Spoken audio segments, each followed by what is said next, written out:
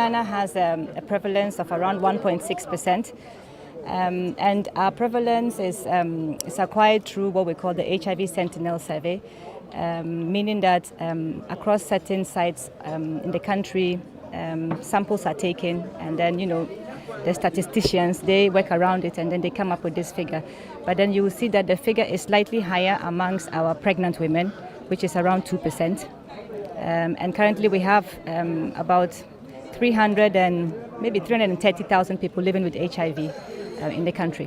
What we know is we have about 100,000 people who are infected with HIV on treatments, meaning that there is a gap of about 200,000, looking at the total number of persons infected that we have in the country. And when you look at our program, our HIV program in the country, you will see that our biggest challenge is the linkage of persons who know their HIV status to care.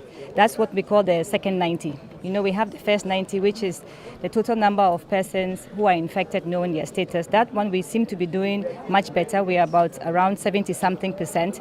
But then when you move on to having all of these people who know their HIV status linking to care, that's where it becomes a problem, and we are not yet even around 40%.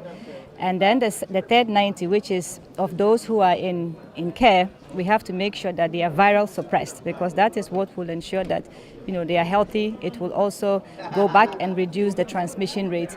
And currently with that one, even though we are around 60-something%, it is only out of about 20% of those who need to undergo the viral load test that have had such a test done on them. So the gap is quite huge in terms of the linkage, but in terms of also ensuring that those who are on treatment have their viral load test done and that they are viral suppressed. We need to see how we can use our limited resources efficiently. As a country, I think you heard it in some of the talks that were given earlier. I'm sure we are not very proud to still be so dependent on donor funding.